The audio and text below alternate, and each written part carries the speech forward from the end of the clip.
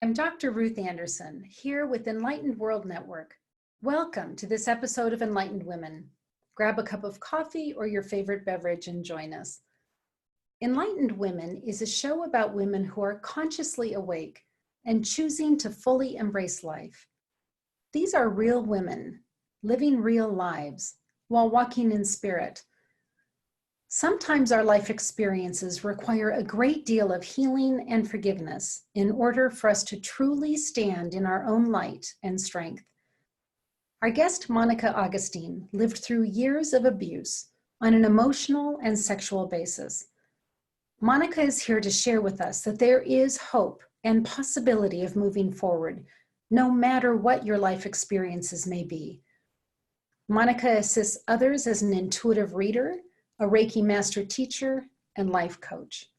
It is my honor to introduce you to Monica Augustine. Monica, thank you so much for being here with us. Thank you. Thank you for having me, Ruth. My pleasure. Monica, when somebody has impacted your life in an unimaginable way, how important is forgiveness for your own ability to move forward? Well, forgiveness has been imperative. It's an imperative skill and ability, and it comes in stages. I've learned that forgiveness, because none of us want to, at least I didn't want to feel angry. Nobody wants to feel angry. I don't think so. At least in my experience, I didn't. And especially as a child, you don't want to feel angry at the people who did that. You want to have fun. You want to be a kid. You just want to enjoy life. But it's a natural thing and a healthy thing to acknowledge is anger at feeling violated, being violated, not treated fairly, and really wounded. Those types of abuses and experiences can wound somebody for their entire life.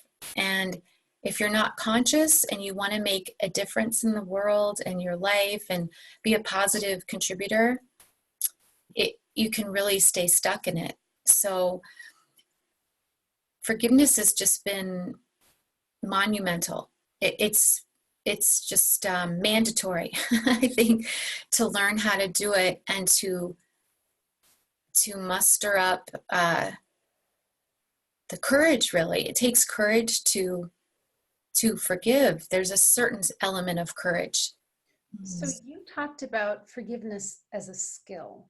And when I think about a skill, there's usually levels of mastery of that skill. Mm-hmm. When you think about forgiveness, could you see different aspects of forgiveness where you were getting better and better at being able to forgive?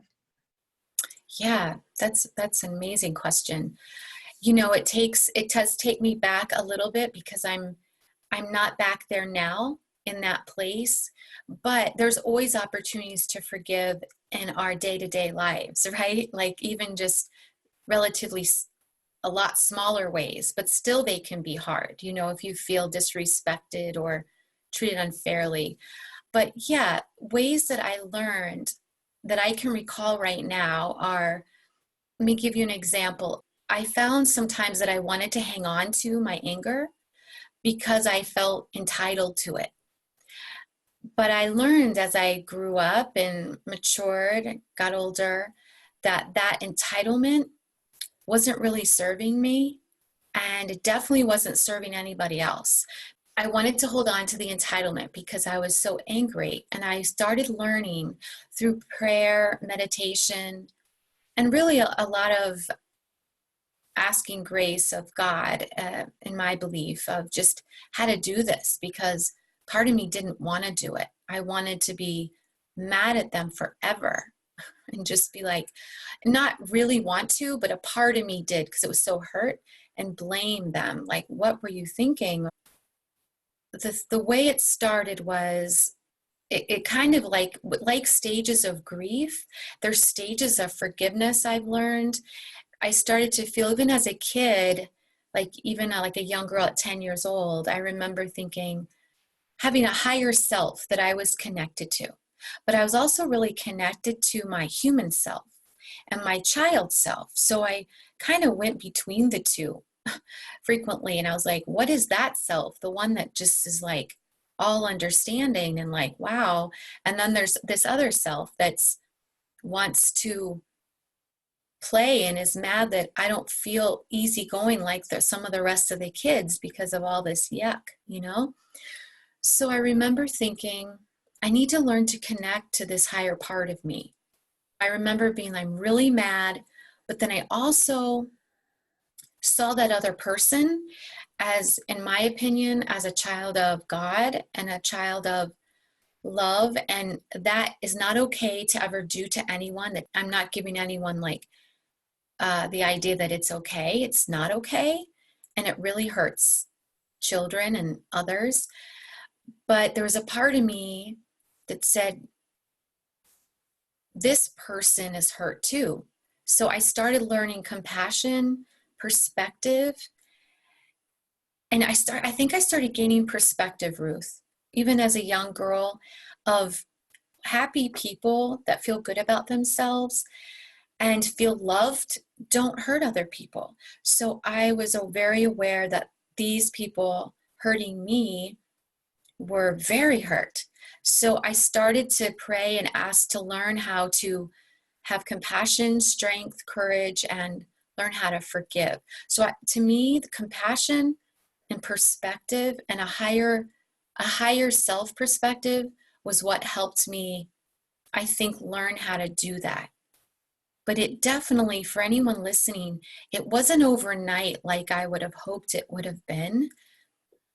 But the time it took, like, I think now I have forgiven everyone, even up to, like, say 6 years ago. I thought, oh, I'm so free. I felt free. But then like a year later, I found myself in kind of like a rage of anger and just like, what were you guys thinking?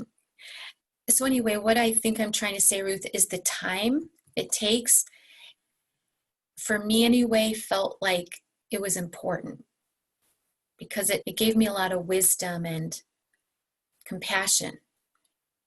It seems to me, Monica, that when we've been through something that's incredibly hurtful, that there's layers of impact to us. And we sort of start on the outside, and through healing, whether it's through therapy or conversations or, you know, crying or prayer or whatever, we kind of heal the outer layer. And then with a little time, we get exposed to the next layer of hurt, which is deeper and requires other strategies to get in there. So it feels kind of like a spiral, and how we heal and then rest and then heal and rest and heal and rest. And eventually perhaps actually get to that inner core that is needing healing as well. So I agree. It's not just an overnight thing, as much as you might wish Mm-hmm. that it is. It takes time in getting to know yourself, Mm-hmm. as well as perhaps in your case, a higher self and connection to spirit, in order for the full healing to take place. Mm-hmm. It's very true. Very, very layered. Yeah, very layered, and it's a phenomenal experience to go through all those layers and find yourself. Just so many lessons that I've learned through forgiveness and compassion. It's a spiral for sure, an onion. Mhm. Monica, can you talk about the importance of not staying stuck in the hurt? So one of my dear friends went through a divorce, not under her own volition. She wasn't asking for it, wasn't wanting it, and effectively lost her daughter half-time. Mm, And the anger of that just permeated her life, and she was unable for several years to move on and just stayed stuck in that anger. How mhm, important is it to not stay stuck? mm. It's it's very important. It is the most important thing. However, it's hard. It's simple, but it's difficult. You know, like it's simple, But in the moment when you feel all that, I understand what your friend feels, I would imagine. But how important is it to not stay stuck? It's very important, Ruth. And we think, I've done it too, for sure, many, many times, but we think on some level of our, I don't know what you would call it, but psyche or whatever, that it's helping us by hanging on to it, and we're getting some kind of, not that we really logically seek revenge, because it's not like we're thinking I'm seeking revenge, but a part of our inside are just so hurt and wounded, we feel like that's how we can feel stronger, is holding on to it. But really, when we really look at the elements of what makes up that holding on, it makes us so much weaker. Holding on to anger and not forgiving someone or ourselves, it just keeps us small. It keeps our vibration low, kind of attracts more and more of that kind of thing, and of that you're holding on to. I have noticed in my life, not now, but I noticed it would attract that to me, that anger, people that were also angry like that. And it brings that to us. So it doesn't really do us any service. And until you can feel that, and it's palpable and it's an experience and it's not just like in our head, that's when things really change. I would meditate a lot about it. When I was angry and hurt, I would really go into meditation, Ruth. And if people don't meditate, that's fine too. But even just going into the feeling and not being afraid of it, and just asking, like, how do I get better? How can I do this? And you can see that, it's different for everyone, but it's that holding on keeps us tied to that person. Letting go connects us to all the beautiful things in the world that we want. It's just like foolproof. Right when you do it, I notice it right away. When I'm holding on to something, I'm sad, I feel a little depressed, but right when I say, oh my, I notice it. Sometimes too, Ruth, we don't even notice we're doing it because it's become a habit. And just for people out there, I get it for sure, but it's not doing you any good, and it's not giving you any strength. It might feel strong because you can be lash out, and that sometimes can feel strong, like get mad at someone or upset. I guess there's a certain kind of strength, but it's not the kind of strength that we need to evolve and have the life that we're dreaming of. I think, Monica, too, when I am closed off and stuck in my anger or my jealousy or my grief, whatever it is, I'm not open to the possibilities. Right. So true. Oh, there's just so many possibilities and so many wonderful ones. And we all can do it, even just with smaller things, Ruth, not even like the childhood abuse, which took years to heal from. But even just little things, like if you have a friend or I have a friend and say I felt disrespected, that'll kick in old stuff. I try to go to that perspective. First, I like to try to talk to that person if they're a close friend, because they might not even have known they've done it. Like we also, another point, Ruth, is I think, at least for me, sometimes I'll assume they knew what they were doing, but most times they have no idea because they're just living in their own world. So communication is so important too, to forgiveness. So, Monica, can you share some of the techniques or tools that you used that you found to be really helpful in your connecting to spirit, connecting to your higher self, and moving on? Yeah, I'll have to take myself back a little just to remember, and I guess I use them now. And some that seem just more simple are, I would really find skills to focus on the present moment and let go of identifying myself with the past. Letting go of identifying myself with the past, with beliefs about who I was and my self-worth, self-confidence, I began to do things that actually build up my confidence and my self-worth, activities that build up a certain part of you, like more of your personality. But when you're really beaten down, you have to start somewhere. My experience, I started doing things I love to do. I started singing, learning to play instruments. I started doing gymnastics. I started just doing bunches of things that I really enjoyed that gave me a sense of there's more to life than that. Like that was a story. Those were experiences, but I'm more than that. And as I got older, I just started saying, okay, I've got to start to build up my confidence, my self-esteem. I needed to learn to reach out to get healthier. So meditating and even affirmations, positive affirmations at that time, just for new thoughts to get the mind on a different track.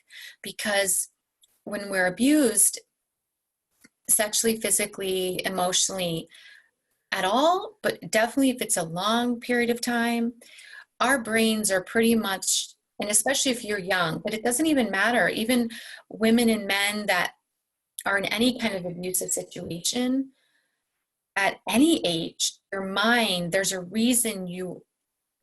certain level of self-esteem that, when you're a kid, it's different. When you grow up, you have to be like, I don't do that anymore. I don't tolerate that. So affirmations, activities, wonderful groups, positive people, those are really good first steps. Those are ways I remember starting and getting going, and my connection to my faith in God, that there must be a reason for this. Not that it's okay, but I always look for the silver lining. Even though I was angry at the same time, I still looked for a silver lining. Okay, well, this can definitely make me a more compassionate person. And that's a wonderful skill in life to have. So those kind of things I started with.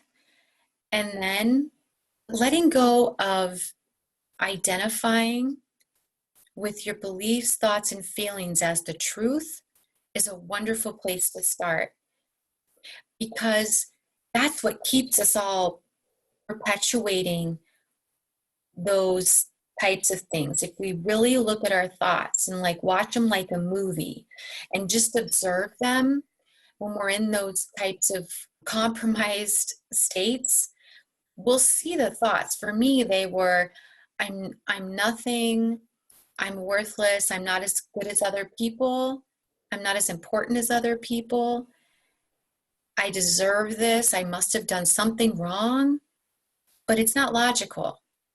So then I started getting older, and learned, it took a long time, but I started realizing, no, I started at least doubting them. I don't know if that's true. I don't know. Other people are telling me different things, like, you're so nice and smart and athletic. And I'm like, that's weird. That doesn't go along with this. But then it's important for us to find our own. We can't depend on other people to tell us that. But it definitely helps at first. When all you know is that and you're surrounded by that, there's anybody else that says something different that's positive, you're like, oh my gosh, what was that? I want more of that. So those are ways to at least start, Ruth. And then it started to become more, I didn't just need the confidence for my own self or ego part of me or personality part. Then I wanted to evolve that and just know my place in the spiritual realm of life. And like you said, with anger and forgiving, it's again a layered thing. It's a spiral up. You think, oh wow, I've gotten to this place, but then life and God, or however you believe, says there's more. There's more than this, just this, but to acknowledge and appreciate wherever you are on the path of growth and healing is so important, wherever you are, because we got to start somewhere, especially if you're digging yourself out from the trenches. You've got to be like, that's an improvement. I'll take that. And even if you're surrounded by people that seems like, oh my gosh, I'm never going to get there. You will. You just got to surround yourself with people that friends, family, even like coaches or mentors, spiritual teachers that are like, you're doing great. It's just step by step. And you just keep evolving and you start seeing so much beauty in your life that you're just like, oh my gosh, something must be changing in here and here for all this to be my reflection. Does that help, Ruth? I believe it's going to help people a lot. Oh, good. Yeah, I have to kind of go back and remember a little bit because it's, it's back there for me. But I do remember, and even in even in my life now, I still have to. If I have a day that went off track a little, or just felt like, ugh, I'm a little in that victim. Yeah, I can go there in that victim mentality. The people that have been abused, and we can often go there like, poor me. I definitely have been very good at that. And that takes getting out of that too. Is you got to pull yourself out of that and just focus on the present, focus on where you want to go, what you want to grow, and make little steps to get there. Like, where do I want to be? What do I want to experience in my life and in my family's life, in my community? And what do I want to give back, contribute? And how am I going to get there? And just make little goals for yourself every day. I do that every day. And if I don't get to all of them, I'm like, oh, that's fine. But just even a tiny little improvement in where you want to be in your life, whether it's debt or victim mentality or more connection to God, love, a good new community of friends, just like, what do I need to do? Action steps are really mandatory because it's easy to think it and spin it, but until you do something about it, nothing's going to happen. So baby steps. I'm a big fan of baby steps. That's great. Thank you so much for that. Monica, I know that you are an incredible intuitive healer and Reiki teacher. Thank you. I know that from experience. Thank you. You have enveloped all of these skills and techniques that you've been through. You've embraced your past, brought it into your future, and you have turned all of that into being an amazing person to help other people that have gone through difficult life experiences. And your gift at the Reiki table with your guides, with the angels, is a beautiful gift for others. Do you want to share a little bit about the work that you do through Reiki and with the angels and your guides? Sure, I'd love to. And thank you for those nice words. I appreciate it. Yeah, Reiki just came into my life through my husband, Kevin. He was my teacher. He's like, do you want to learn Reiki? And I was just, yes, like right away. Reiki is, for those of you who don't know about Reiki, it's a spiritually guided energy, and it's actually a Japanese technique for healing and rejuvenation. And it's a healing art modality. For me, it really changed my life. When I was attuned to Reiki energy, which I also feel very connected to Jesus as well, and there's a very similar energy to them, to me. But what I realized, I felt like I got my life back in a way. When I got my first attunement, the energy was so high and powerful and pure that when it came into my energy field, all these energies, which in Reiki we call spiritual attachments or entities, I felt like I saw hundreds of them leave me, like, whew, we went out of here. We can't live in this vibration anymore. And in my mind's eye, Ruth, I just saw tons of them just leave. And it did take a couple of months for me to kind of find a new equilibrium. But once I did, and even in that moment, I felt like, oh my gosh, I had a sense of who I was as a soul and who I was as an essence. And I wanted that for everybody that was interested in learning. I was like, oh my gosh, this is amazing. And I've been doing it now for about 4.5, almost 5 years. It's my intuitive life coaching work. And I just want to share it. I want to pass it along. I want other people that have any kind of struggles. It doesn't matter. I don't see any of them as higher or lower or harder or less, because they're all relative to the personality. Because, everyone's personality makeup reacts to the same types of things totally different. So I've learned that I just want freedom for everybody. I want them to find their true self. I want them to find their joy, their bliss, that feeling of liberation. And it's not a constant state. Maybe it can be, but I'm not there yet constantly. But a lot of the time now, I love the work, Ruth. I love Reiki. I love intuitive readings, tuning into higher self, divine love. Like, I always ask, what is most important for this client today? What is going to help them? And then I just tune into the answers and I relay them to the person, like you do too, Ruth. You're a wonderful healer as well, and intuitive and connected. And I do intuitive life coaching, Reiki. I teach Reiki and give sessions. And on physical things that people need support with, physical health, and also a lot of mental emotional, since that's been my big struggle, I'd say. Mental emotional freedom, liberation, new thought, having Reiki come in and just work its magic on people. So I just love it. I can verify the Reiki work is truly life-changing. Yeah. If somebody has not experienced Reiki, go to someone who is well-trained in Reiki, and it honestly can be life-changing.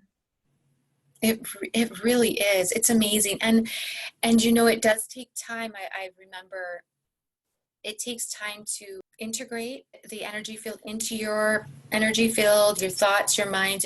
It has changed my thoughts, my mind, my heart, and I'm so grateful. I'm constantly grateful for it. And some people might that don't know, it's not a religion, and it's a spiritual practice or a healing modality. For me, it's a spiritual practice and a healing modality. Anyone of any religion is welcome, and it works with any religion, any belief. Very loving, compassionate, acting force. So it's beautiful. Yeah, it's amazing. And Reiki can do no harm. So there's no Yeah, reason to be afraid of this the. is true. Yeah, this is true.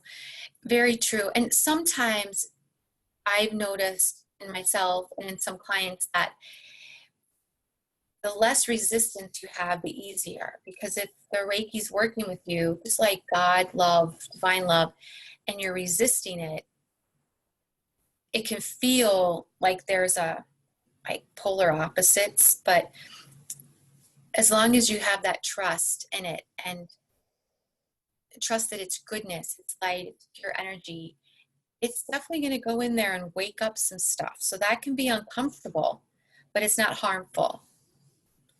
Yeah, but it can be uncomfortable at times. At least I've experienced that. And I'm like, oh, okay, got to break out of that mold.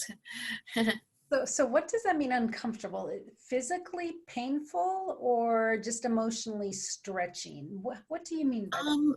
For me, it was emotionally stretchy, like what you said, mentally, emotionally asking you to let go of your attachment. Kind of like that's what I mean by uncomfortable.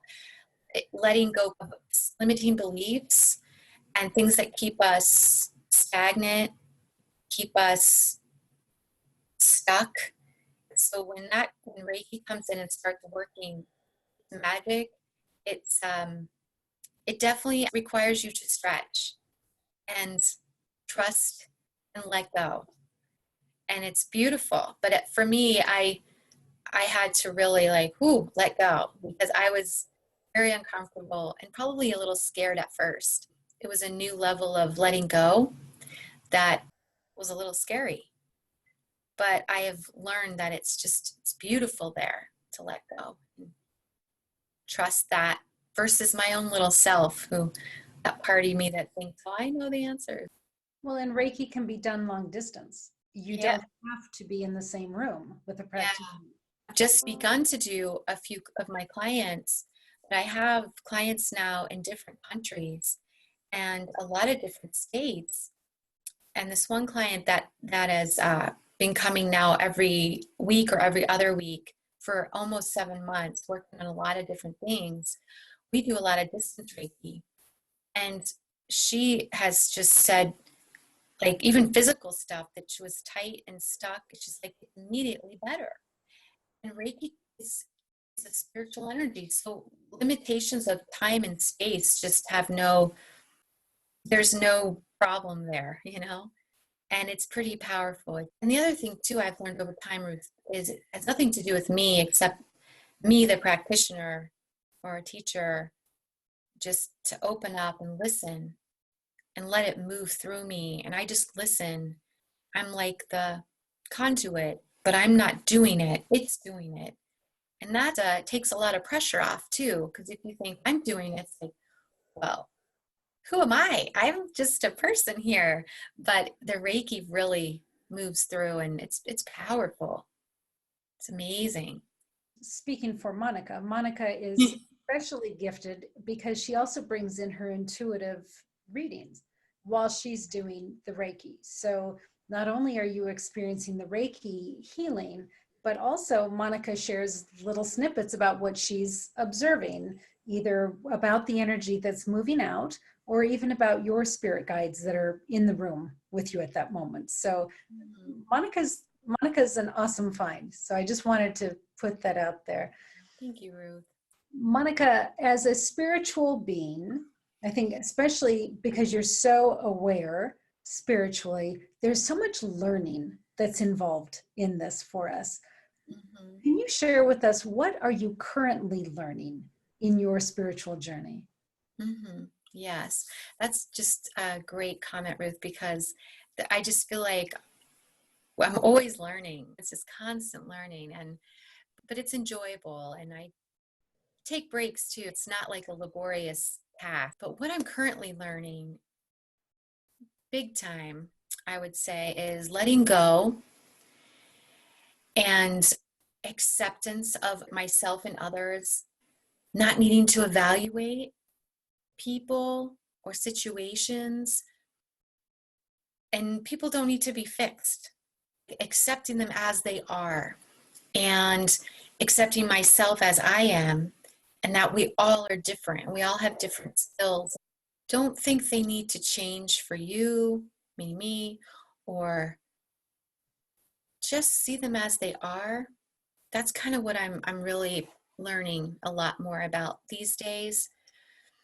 And I think a lot of that evaluating I used to do was all around trying to be safe from maybe things I learned growing up, always learning what's around the corner, what's going to try to think that it was like a skill to be safe. But I don't need that anymore because I'm not surrounded by people like that. So I can let that down and not need to put anyone down or up, and not put myself down either. Like I'm too sensitive, or just like, yeah, I'm very sensitive, but there's nothing wrong with that. And just letting go. It's such a practice because it's all the time. When you're with people a lot and you have clients regular and you have friends you're meeting with, it's constantly like accepting them. I'm learning how to be like, oh, that's them. That's fine, and make it like it's action. I'm practicing all the time. But if something's crosses the line to where it's rude or mean, I speak up now. And that's important because I used to not say anything and just feel like, oh, welcome that. And then be really mad later.